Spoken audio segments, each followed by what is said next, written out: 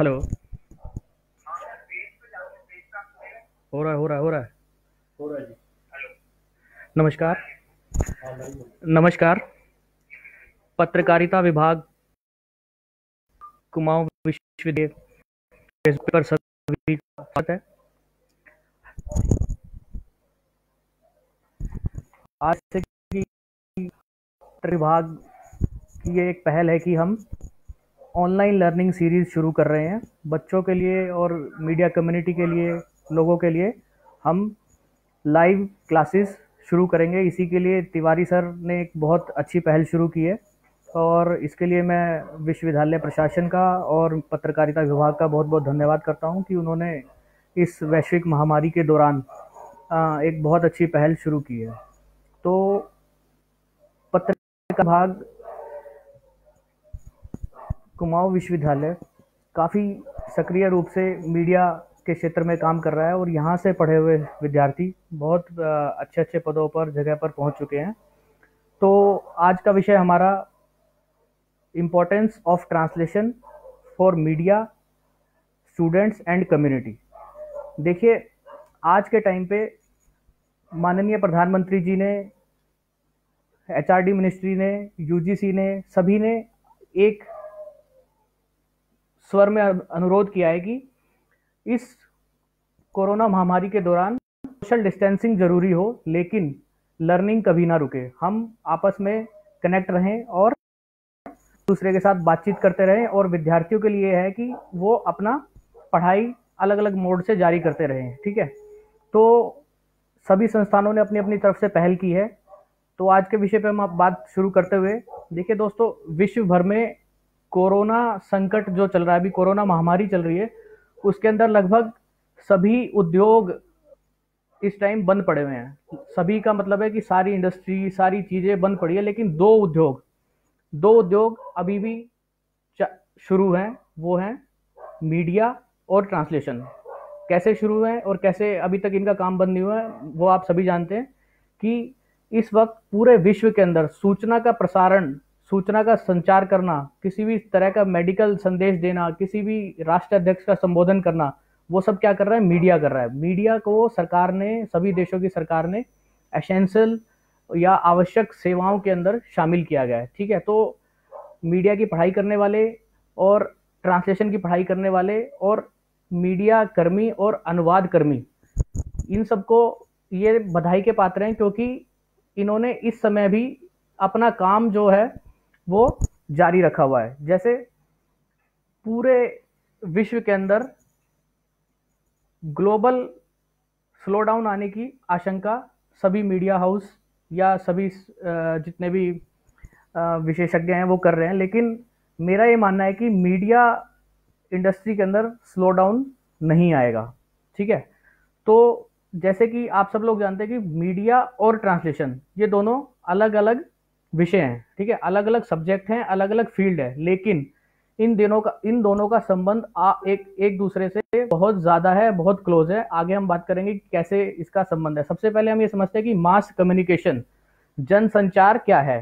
ठीक है। देखो, जनसंचार क्या होता है कि किसी भी सूचना को जन जन तक पहुंचाना। ठीक है। उसके अंदर कोई भी भौगोलिक सीमा का ध्यान नहीं रखा जाता, किसी भी चीज का ध्यान नहीं रखा जाता। बस मास कम्युनिकेशन जब भी किया जाता है तो उसमें क्या विशेष बात है कि हमें बड़े समूह तक अपना संदेश कोई भी पहुंचाना है। ठीक है। अब इसके लिए कौन कौन से माध्यम जरूरी है, ये बात मैं, मीडिया के स्टूडेंट्स तो सब जानते हैं कि कितने तरह के मीडिया होते हैं और कितने तरह के कम्युनिकेशन के माध्यम होते हैं। लेकिन जो अभी मीडिया से जिनका परिचय नहीं है, मीडिया स्टडीज से जिनका परिचय नहीं है, उनके लिए मैं बताना चाहूंगा कि तीन तरह के माध्यम या मीडियम होते हैं कम्युनिकेशन के: प्रिंट मीडिया, इलेक्ट्रॉनिक मीडिया और न्यू मीडिया। ठीक है। अब प्रिंट मीडिया के अंदर आप सभी लोग जानते हैं कि जितना भी रिटर्न फॉर्म है, लिखित में जितना भी हम जनसंचार करते हैं या संचार करते हैं, वो सब प्रिंट मीडिया के अंदर कवर होते हैं। इसके अंदर न्यूज़पेपर, मैगजीन्स, ये सब कवर होते हैं। ठीक है। इसी तरीके से इलेक्ट्रॉनिक मीडिया जो है, उसके अंदर दो तरह का मीडिया होता है: ऑडियो विजुअल मीडिया या ऑडियो मीडिया। ठीक है। ऑडियो सिर्फ जिसके अंदर ऑडियो होता है वो रेडियो, कम्युनिटी रेडियो, इस तरह के, या आजकल पॉडकास्ट शुरू हो गए हैं बहुत सारी जगह पर, वो होता है। और इसी तरीके से ऑडियो विजुअल के अंदर हमारा टीवी टीवी हो गया, सिनेमा हो गया, और इसी तरीके से न्यू मीडिया, एक नए न्यू मीडिया एक टर्म आप सब लोग जानते होंगे। न्यू मीडिया एक ऐसी चीज उभर के आई है विश्व के सामने जिसने सूचना क्रांति का एक बहुत बड़ा उद्घाटन कर दिया। जैसे न्यू मीडिया के अंदर सबसे बड़ी ताकत क्या है? इंटरनेट और मोबाइल। ठीक है, इंटरनेट और मोबाइल के माध्यम से जितना भी आप ये सोशल मीडिया चलाते हैं वो सब न्यू मीडिया के अंदर काउंट होता है। फेसबुक, इंस्टाग्राम, लिंक्डइन और जितने भी ये नए माध्यम है, इसको हम क्या कहते हैं? New media. बेसिकली क्या है, जिस भी माध्यम को चलाने के लिए इंटरनेट की सहायता पड़ती है उन सभी को हम न्यू मीडिया कह सकते हैं। ठीक है, जैसे इसी तरीके से एक और नया मीडिया आजकल हमारे सामने आ गया, टीवी सिनेमा से भी आगे बढ़कर नेटफ्लिक्स, अमेजन प्राइम और ये जी म्यूजिक, इस तरह के बहुत सारे नए नए वेंचर्स, जिसमें कि नेटफ्लिक्स और अमेजन प्राइम सबसे ज़्यादा महत्वपूर्ण है। ठीक है, ये मैंने आपको मीडिया के बारे में थोड़ा सा हल्का सा एक बैकग्राउंड बता दिया। अब मैं ट्रांसलेशन के बारे में बात करता हूँ। ट्रांसलेशन क्या चीज़ है? अनुवाद। ठीक है, अनुवाद एक ब्रॉडर, बहुत विशाल एक टर्म है। ट्रांसलेशन का मतलब क्या होता है कि किसी भी एक भाषा में दिया गया संदेश को दूसरी भाषा में पहुंचा देना उन लोगों के लिए जो किसी एक भाषा को ना जानते हो, उनकी भाषा में किसी भी मैसेज को ट्रांसफर करना, उस भाषा के अंदर पहुंचाना, उसे क्या कहते हैं? अनुवाद कहते हैं। ठीक है, अब ट्रांसलेशन भी दो ब्रॉड कैटेगरीज जो है ट्रांसलेशन की, उसमें भी दो कैटेगरीज हैं, लिखित अनुवाद और मौखिक अनुवाद। ठीक है, रिटन ट्रांसलेशन और ओरल ट्रांसलेशन। रिटन ट्रांसलेशन जो होगा वो लिखकर या कंप्यूटर पर या किसी भी तरीके से किया जाता है, और ओरल ट्रांसलेशन होता है कि उसको लिखकर नहीं किया जाता बल्कि बोलकर। जैसे इंटरप्रिटेशन आप किसी भी देखते होंगे कि जब भी कोई राष्ट्र के अध्यक्ष या कोई बड़ी बड़ी कंपनियों के सेमिनार कॉन्फ्रेंस होती है या तो उसमें आप देखते होंगे कि साथ में एक व्यक्ति होता है। सपोज प्रधानमंत्री नरेंद्र मोदी और फ्रांस के राष्ट्रपति अगर आपस में बात करें तो उनके बीच में ज्यादातर इंटरप्रिटेशन का काम होता है, मीन्स दुभाषिया एक होता है, वो उसको समझाता है। ठीक है, इसी तरीके से एक और अब ट्रांसलेशन की दो तीन और नई फील्ड ट्रांसलेशन की खुल गई हैं, जिसमें डबिंग, सबटाइटलिंग, लोकलाइजेशन, अडेप्टेशन, ये सब क्या है कि ये भी अनुवाद का ही एक प्रकार है। लेकिन ब्रॉडर सेंस में हमें क्या समझना है कि अनुवाद क्या चीज है? किसी भी एक भाषा के अंदर दिया गया संदेश को दूसरी भाषा के अंदर पहुंचाना। ठीक है, अब आप दोनों ने, अगर आप सभी ने नोट किया हो तो ट्रांसलेशन में और मास कम्युनिकेशन में एक चीज सिमिलर है। वो क्या है कि अनुवाद का काम भी संदेश को दूसरे व्यक्ति तक पहुंचाना है, और मीडिया का काम भी क्या है? मास कम्युनिकेशन का काम भी क्या है कि सूचनाओं को, संदेश को अलग अलग जगह पर पहुंचाना, लोगों को जानकारी देना। बेसिकली क्या है कि दोनों, अनुवाद भी और मीडिया भी, लोगों के बीच में सेतु का काम करते हैं। सेतु मीन्स ब्रिज, एक होता है ना कि ब्रिज पार कर लेना, तो अनुवाद एक ऐसा माध्यम है जो सूचनाओं को एक भाषा से या दूसरी भाषाओं में पहुंचाने का एक बहुत बड़ा सेतु का रूप में काम करता है। इसी तरीके से मीडिया भी, सपोज जब आज से कुछ मतलब कि आज़ादी से पहले या आज़ादी के कुछ समय बाद भी अगर हम देखें, जब मीडिया का इतना प्रचार प्रसार नहीं हुआ था या इतना सूचना क्रांति नहीं आई थी, हम बेसिकली मानते हैं 1990 के बाद से ग्लोबलाइजेशन की शुरुआत हुई, तभी से मीडिया और ये सब बहुत सारी टेक्नोलॉजी पे काम होने लगा। तब से लेकर अब तक हम देखते हैं कि एक और बात मैं आपको बताता हूँ कि सार्स जो वायरस फैला था अभी, जैसे कोरोना वायरस से पहले सार्स वायरस फैला, तो वो इससे भी खतरनाक वायरस था। इस वायरस से बड़े स्तर पर पूरे विश्व भर में मौतें हुई थी, लेकिन उसके बारे में इतना बड़ा शोर शराबा क्यों नहीं मचा था? क्योंकि उस वक्त मीडिया और ये सोशल मीडिया इतना ज़्यादा पॉपुलर नहीं था, तो वो एक क्षेत्र के अंदर बात दब के रह जाती थी। लेकिन अब सूचना क्रांति और इंफॉर्मेशन टेक्नोलॉजी, इन सब के माध्यम से हमें ये सब फायदा हो गया है कि विश्व के किसी भी कोने में समाचार कोई भी घटना घटती है तो हम तुरंत उसको 1 मिनट के अंदर या कहें तो सेकंडों के अंदर हम उसको देख सकते हैं। ठीक है, अब हम बात करते हैं कि मीडिया में अनुवाद की क्या जरूरत होती है मीडिया में। ठीक है, जैसे कि मैंने बताया कि एक भाषा से दूसरी भाषा में मैसेज कम्युनिकेट करने के लिए ट्रांसलेशन की जरूरत होती है, और उसके लिए मीडिया तो एक इम्पोर्टेंट माध्यम है ही है। ठीक है, इसी तरीके से अब मैं जितने भी हमारे मीडिया के स्टूडेंट हैं या मीडिया कर्मी हैं वो सब जानते ही होंगे कि मीडिया, आप किसी भी मीडिया संस्थान में नौकरी के लिए जाइए तो उसके अंदर आपने अगर क्वालिफिकेशन एडवर्टीजमेंट देखी हो तो एक क्वालिफिकेशन उसके अंदर क्या आती है, आपने जनसंचार में डिग्री या डिप्लोमा किया होना चाहिए और इसके साथ साथ आपको क्या करना चाहिए, अनुवाद की जानकारी होनी चाहिए। उसके अंदर लिखा था आपको अनुवाद का व्यवहारिक ज्ञान होना बहुत जरूरी है। अन्य बातों के साथ साथ मीन्स आपने पत्रकारिता की पढ़ाई चाहे जितने मर्जी बड़े संस्थान से या छोटे संस्थान से करी हो, उससे कोई मैटर नहीं करता, लेकिन आपको ट्रांसलेशन जरूर आना चाहिए मीडिया के लोगों के लिए। ठीक है, अब आप देखेंगे कि प्रिंट मीडिया के अंदर अनुवाद की कहाँ कहाँ जरूरत होती है। पहले हम बात कर लेते हैं कि किस तरीके से कहाँ कहाँ पर अनुवाद की मीडिया के अंदर जरूरत है, फिर हम बात करेंगे किस तरह का अनुवाद हमें मीडिया कर्मियों को करना चाहिए। ठीक है, जैसे प्रिंट मीडिया के अंदर अगर हम बात करें तो प्रिंट मीडिया के अंदर जितने भी न्यूज़पेपर्स हैं उसके अंदर एक होता है टेक्नोलॉजी डेस्क, फॉरेन डेस्क होता है और साइंस डेस्क, और जो सिनेमा वगैरह की खबर, जो सिनेमा का पेज चलाते हैं वो, उन सब के अंदर प्रमुख रूप से आप अनुवाद की भूमिका होती है।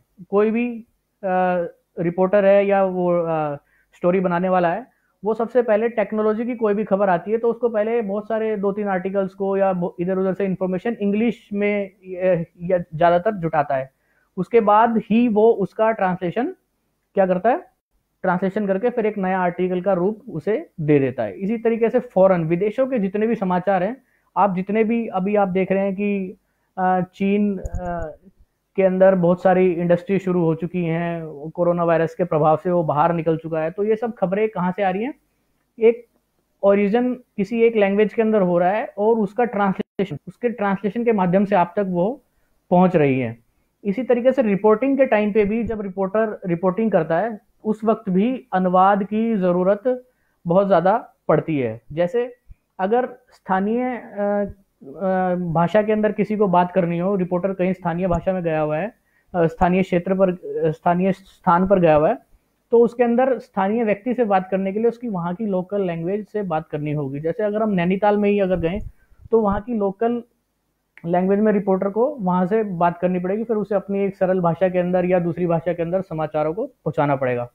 ठीक है, समाचार पत्रिकाओं, समाचार पत्रों के अलावा न्यूज़ मैगजीन्स जितनी भी है, भारत सरकार की योजना मैगजीन है, कुरुक्षेत्र है, इंडिया टुडे है, और बहुत सारी जो जितनी भी ये मैगजीन है ये सब अनुवाद पर 100% निर्भर हैं। जैसे योजना मैगजीन की अगर मैं बात करूं तो बहुत उपयोगी मैगजीन है ये, इसमें इंग्लिश में ये मैगजीन छपती है मुख्य रूप से, लेकिन उसका अनुवाद बहुत सारी भारतीय भाषाओं के अंदर होता है।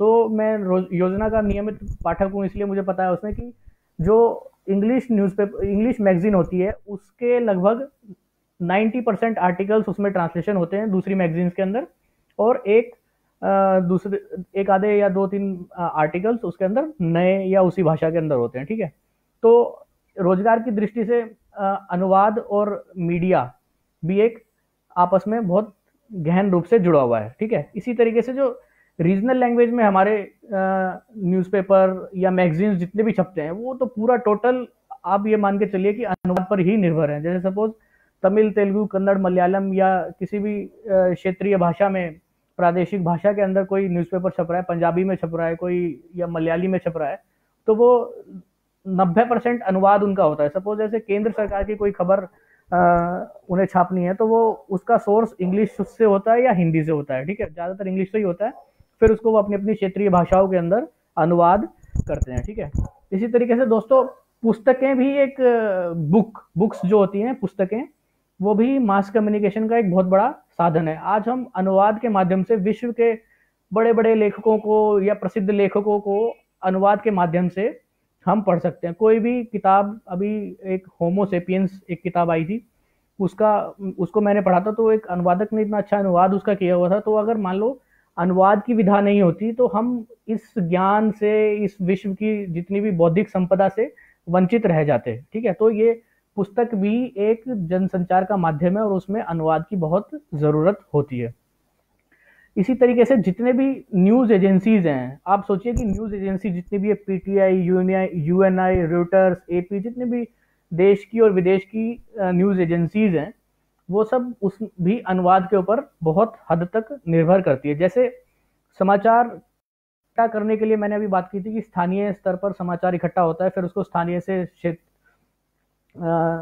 देश देश के स्तर पर, फिर अंतर्राष्ट्रीय स्तर पर पहुंचाया जाता है, तो उसमें अनुवाद की जरूरत होती है। जैसे मान लीजिए अभी के संदर्भ में अगर हम बात करें कि वुहान के अंदर एक जनवरी या दिसंबर के अंदर एक खबर मिली हमें कि विश्व समुदाय को कि एक चीन के अंदर एक बुखार और खांसी इस तरह के सिम्टम्स वाले लोगों की बहुत जल्दी से, बहुत तेजी से मौत हो रही है। तो एक समाचार एजेंसी, जितनी भी समाचार एजेंसी है, सबने अपने अपने स्थानीय पत्रकारों को वहां पर समाचार या पड़ताल करने के लिए भेजा। तो उन्होंने आसपास के लोगों से पूछा ये क्या है क्या नहीं है। तो इस तरीके से वहां जब अगर लोकल पर्सन से जब उन्होंने बात की, अगर सपोज चीन के वुहान से अगर बात हो रही है, तो उन्होंने 100% चाइनीज लैंग्वेज के अंदर बात की होगी। ये मतलब कि ये श्योरिटी है, अगर किसी व्यक्ति से उन्होंने इनपुट लेना होगा तो वो चाइनीज लैंग्वेज में उन्होंने लिया। तो जो रिपोर्टर था उसने चाइनीज लैंग्वेज में बात करके, समझ के उनसे अपने डेस्क पर जाकर एक खबर बनाई, अपनी इंग्लिश चाइनीज लैंग्वेज में ही बनाई सपोज, ठीक है। अब जो न्यूज एजेंसीज है उसने चाइनीज लैंग्वेज से इंग्लिश लैंग्वेज में उसको ट्रांसलेशन कर दिया, ठीक है। इंग्लिश लैंग्वेज में जैसे ही वो ट्रांसलेशन हो गया, फिर अलग अलग पूरे विश्व के अंदर, क्योंकि English is a global language और इंग्लिश के अंदर ही पूरे विश्व का ज़्यादातर कम्युनिकेशन होता है, तो सभी देशों की समाचार एजेंसीज ने वो अपने अपने देश की समाचार एजेंसियों को वो समाचार दे दिया, ठीक है। अब फ्रांस के अंदर गया तो वो फ्रेंच लैंग्वेज के अंदर हो गया, इंडिया के अंदर आया तो वो हिंदी में हो गया, क्षेत्रीय भाषाओं के अंदर हो गया, बहुत सारी भाषाओं के अंदर हो गया। तो इस तरीके से हम एक समझ सकते हैं कि किस तरीके से ट्रांसलेशन मीडिया के अंदर बहुत ज़रूरी है। अगर अब मैं बात करूं आकाशवाणी और दूरदर्शन, आकाशवाणी और दूरदर्शन का, आकाशवाणी में मैं न्यूज़ एडिटर के रूप में भी काम करता हूं। तो उसमें अगर हम बात करें तो हिंदी न्यूज़ बुलेटिन, अगर आप जो सुबह आप सुनते हैं या हर प्रति घंटा समाचार सुनते हैं, दोपहर समाचार सुनते हैं या संध्या समाचार सुनते हैं आप शाम को, वो सब हिंदी में जितना भी आप सुन रहे हैं वो सब पूरा ट्रांसलेशन के बेसिस पर होता है। एजेंसी से इंग्लिश के अंदर रिलीज आती हैं और स्टोरीज आती हैं, उसका हमें अनुवाद करके संपादन करना होता है, फिर हम एक समाचार बुलेटिन बनाते हैं, फिर न्यूज़ रीडर जो है, समाचार वाचक है, उसको पढ़ता है। तो आप मान के चलिए कि कितनी बड़ी अपॉर्चुनिटी मीडिया के अंदर ट्रांसलेशन के लोगों के लिए है, या ये कहें कि मीडिया के लोगों को अनुवाद क्यों आना चाहिए, ये सब हम इस बात से विश्लेषण कर सकते हैं। इसी प्रकार से जैसे ही मैंने अभी बताया कि सूचना क्रांति आई, ठीक है, इंटरनेट का प्रसार हुआ, खूब हुआ, सब लोग उसको यूज़ करते हैं। तो एक टर्म हमारे पास नया निकल के आया, लोकलाइजेशन। लोकलाइजेशन एक अनुवाद का ही एक्सटेंशन, मतलब एक अनुवाद का ही बड़ा रूप है। बेसिकली क्या है लोकलाइजेशन का, हिंदी में बोलते हैं स्थानीयकरण। जैसे गंगा गए तो गंगाराम, जमुना गए तो जमुनादास, ठीक है, गंगादास जमुनादास, जहाँ पर भी गए, जिस देश में जैसे सपोज अमेजन की अगर हम बात करें, वेबसाइट भी एक कम्युनिकेशन का माध्यम है, आप सभी जानती हैं। जैसे अमेजन वेबसाइट है, अमेजन या फ्लिपकार्ट है, जितनी भी बड़ी बड़ी वेबसाइट है, अंतर्राष्ट्रीय वेबसाइट्स हैं, उनको अगर विदेशों के अंदर अपना व्यापार करना है, अपना प्रचार प्रसार करना है या अपना सामान बेचना है, तो वहाँ की भाषा में आपको काम करना पड़ेगा। जैसे अमेजन अभी आज से 1-1.5 साल पहले तक गाँवों के अंदर इतनी पॉपुलर नहीं हुई थी, लेकिन अभी हाल ही में अमेजन ने, फ्लिपकार्ट ने अपनी हिंदी वेबसाइट भी लॉन्च की है। तो उसके अंदर हिंदी वेबसाइट के माध्यम से आप अमेजन पे शॉपिंग कर सकते हो, या जो दुकानदार हैं, सेलर हैं, वो अपना सामान बेच सकते हैं। आप ये सपोज कीजिए कि इंग्लिश लैंग्वेज ना हो, इंग्लिश लैंग्वेज पर ही टिके रहता है अमेजन, तो वो इतना अपना प्रचार प्रसार, इतना अपना स्केलेबिलिटी जिसे कहते हैं, अपना व्यापार नहीं बढ़ा पाता। तो अमेजन ने लोकलाइजेशन किया और यहाँ की भाषाओं में अनुवाद किया, तो इसी तरीके से उनका व्यापार बढ़ा, ठीक है। एक और अनुवाद का क्षेत्र जो मीडिया, आप जानते हैं कि फिल्म्स, जितने भी सिनेमा है, ये भी एक मास कम्युनिकेशन का बहुत बड़ा माध्यम है। तो इसके अंदर आप देखोगे कि डबिंग और सबटाइटलिंग, खासतौर पे नेटफ्लिक्स और अमेजन प्राइम आने से डबिंग और सबटाइटलिंग की इतनी डिमांड बढ़ गई है कि अच्छे डबर और अच्छे सबटाइटलिंग करने वाले लोग इस देश के अंदर अभी ढूंढने से भी बहुत मुश्किल से मिलते हैं।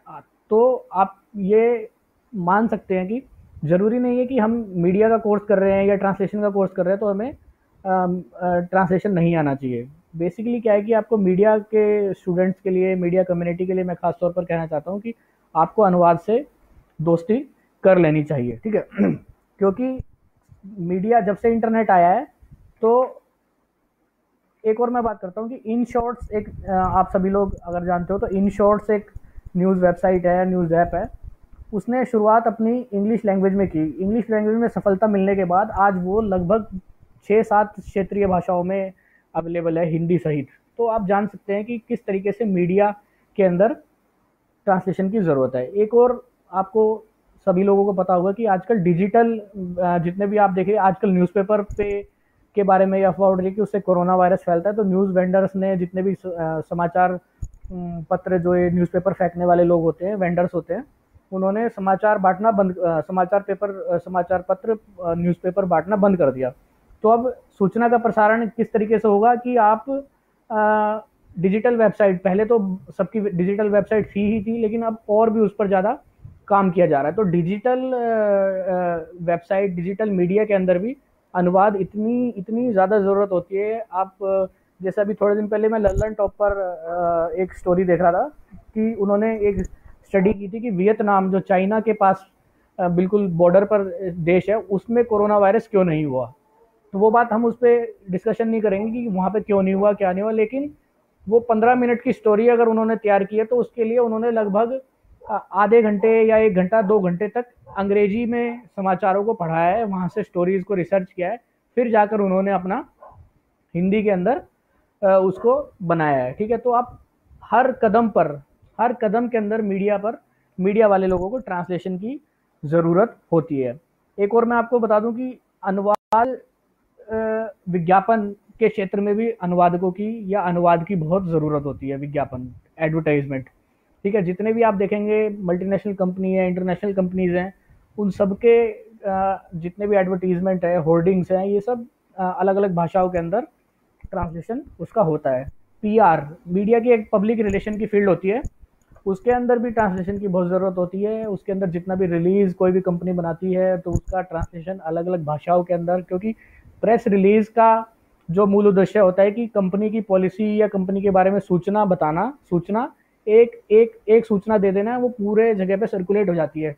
अगर उसको एक ही भाषा के अंदर करेंगे तो वो उसका इतना असर नहीं होगा, लेकिन जन जन तक, बड़े विशाल समूह तक अगर हमें पहुंचना है तो हमें उसका ट्रांसलेशन करना पड़ेगा, ठीक है। तो ट्रांसलेशन इस तरीके से होता है। एक और नई, अभी हाल ही के समय में एक नई डेवलपमेंट है कि यूनाइटेड नेशंस ने, जो यूनाइटेड नेशंस एक संस्था है, उसने अपना हिंदी में भी रेडियो और न्यूज़ ब्रॉडकास्टिंग करना शुरू कर दिया है। तो इसी तरीके से radio Japan, radio China, radio America, इस तरह से बहुत सारे विदेशी मीडिया भी हिंदी में पत्रकारिता शुरू कर दिया उन्होंने। तो वहाँ पर भी आप ये समझ लीजिए, जब विदेशों के अंदर किसी समाचार का ओरिजिन हो रहा है, वहाँ से कोई बुलेटिन बन रहा है या कुछ भी समाचार मिल रहा है, तो उसमें अनुवाद के बिना तो वो बन ही नहीं सकता, ठीक है। इसी तरीके से बीबीसी हिंदी की अगर आप बात करें, बीबीसी हिंदी 80% पूरा अनुवाद पर निर्भर करता है, क्योंकि वो इंटरनेशनल स्टोरीज जितनी भी है वहाँ से अनुवाद वो करते हैं। तो ठीक है दोस्तों, आपको ये पता चला कि मीडिया के अंदर कहाँ पर और क्यों अनुवाद की ज़रूरत है, ठीक है। अब हम बात करते हैं, अभी हम एक क्वेश्चन आंसर सेशन भी करेंगे। आप जो भी आपको क्वेश्चन आपके मन में पूछ सकते हैं हमारे पर, फिर हम उसके जवाब देने की कोशिश करेंगे। तो इसी तरीके से अब आप समझ गए कि मीडिया और ट्रांसलेशन की क्या इम्पोर्टेंस है, मीडिया अनुवाद के लिए कितना ज़रूरी है और ट्रांसलेशन मीडिया के लिए कितना ज़रूरी है, या ट्रांसलेशन के लिए मीडिया कितना ज़रूरी है। तो दोनों एक दूसरे के ये भाई हम कह सकते हैं। एक जैसे कहते हैं ना, एक हाथ से ताली नहीं बज सकती, इसी तरीके से हम कह सकते हैं किसी एक माध्यम से या किसी एक स्टडी सब्जेक्ट से या किसी एक विधा से हम कम्युनिकेशन नहीं कर सकते। अगर कम्युनिकेशन हमें करना है तो अनुवाद की ज़रूरत होगी, अगर अनुवाद करना है तो हमें कम्युनिकेशन की ज़रूरत होगी, ठीक है। तो ये दोनों एक दूसरे के भाई भी कह सकते हैं हम इसको, एक दूसरे के बेसिकली क्या है कि एक दूसरे पर निर्भर हैं। ठीक है, अगर हमें ज़्यादा जनता तक पहुंचना है तो।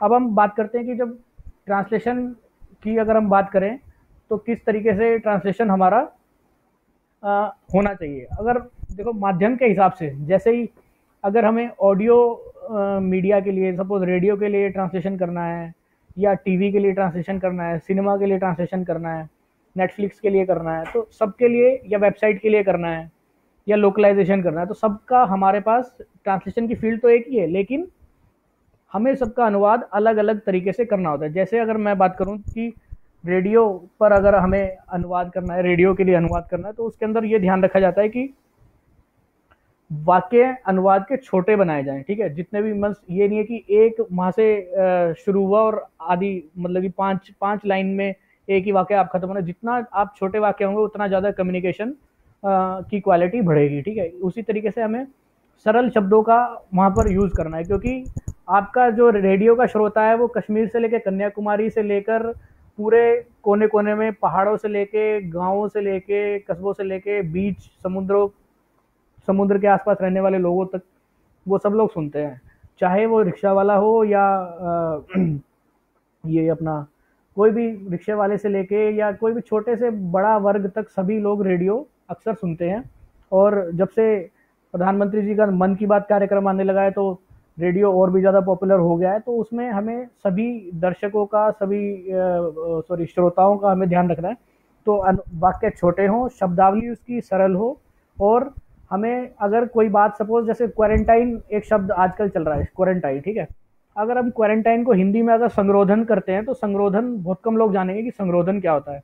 अगर हम क्वारंटाइन ही चला देंगे उसको तो उसमें कोई दिक्कत नहीं है। तो वहाँ पर हमें ये नहीं सोचना है कि हमें इसका अनुवाद करना है या नहीं करना, हमें वहाँ पर कम्युनिकेशन पे ध्यान देना है कि कम्युनिकेशन उसका ज़रूरी है। इसी तरीके से जो मीडिया के अंदर बात हम करें तो उसकी भाषा जो लच्छेदार होती है या वो होती है, मीन्स मुहावरेदार होती है। जैसे दनादन, अंधाधुंध बैटिंग की, धुआंधार, या अनाप शनाप बोलना, लुंज पुंज, झटका, इस तरीके से अलग अलग तरह के शब्दों का हमें यूज़ करना पड़ता है। जैसे अगर हम किसी उसका शेयर बाज़ार की भाषा का अनुवाद करना है, हमें किसी आर्टिकल का ट्रांसलेशन करना है, तो उसमें बोलते हैं कि आज सोना लुढ़का, चांदी फिसली, या मिर्च तेज हुई। तो इसका मतलब है कि हमें उसमें मिर्च तेज हुई का मतलब है कि मिर्च के दामों में तेजी आई। ठीक है, धनिया तेज हुआ, तो धनिया तेज हुआ मीन्स, या कच्चे तेल में तेजी आई, कच्चे तेल में तेजी आने का मतलब है कि उसके रेट बढ़े। तो हमें जब ट्रांसलेशन करना है तो इन सब चीज़ों, इन सब टर्म्स का भी हमें ध्यान रखना चाहिए। ठीक है, इसी तरीके से अगर हम सबटाइटलिंग की बात करें, अगर सबटाइटलिंग जब हम करते हैं तो उसमें हमें कम से कम शब्दों में अनुवाद करना होता है। बेसिक पर्पस क्या है, कम्युनिकेशन। अगर हम सपोज एक स्क्रीन चल रही है, कोई भी स्क्रीन पर फ्रेम होता है, एक फ्रेम, जो नीचे आप सबटाइटलिंग देखते हैं ना, सबटाइटलिंग होता है कि आपको अपनी अपनी भाषाओं के अंदर, इंग्लिश में या हिंदी में, किसी भी जो भाषा है उसके अंदर नीचे जो सीन चल रहा है या कुछ लग रहा है उसके, या जो बोल रहे हैं उसके बारे में आपको वो दिखाई देगा। तो उसके अंदर एक सेट फ्रेम के अंदर शब्द आने चाहिए।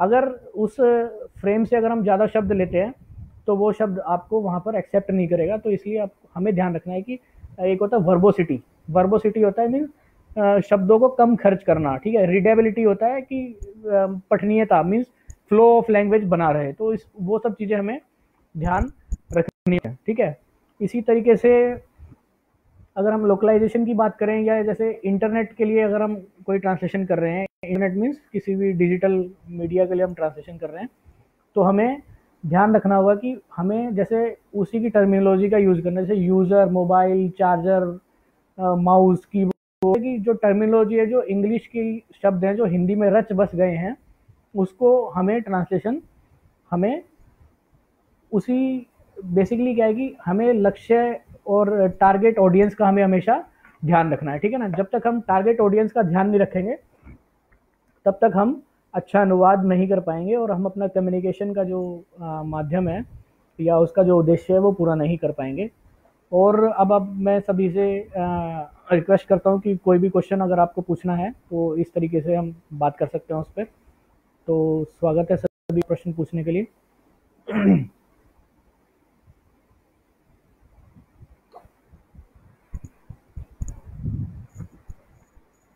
प्रश्न मैं देख रहा हूँ अभी। प्रश्न करण कुमार जी ने लिखा है, थैंक यू डिपार्टमेंट। धन्यवाद आपका करण जी कि आपने अपना कीमती समय दिया और आपने इस महत्वपूर्ण चर्चा को सुना। तो कमेंट हम देख रहे हैं कि आ रहा है कि नहीं आ रहा है।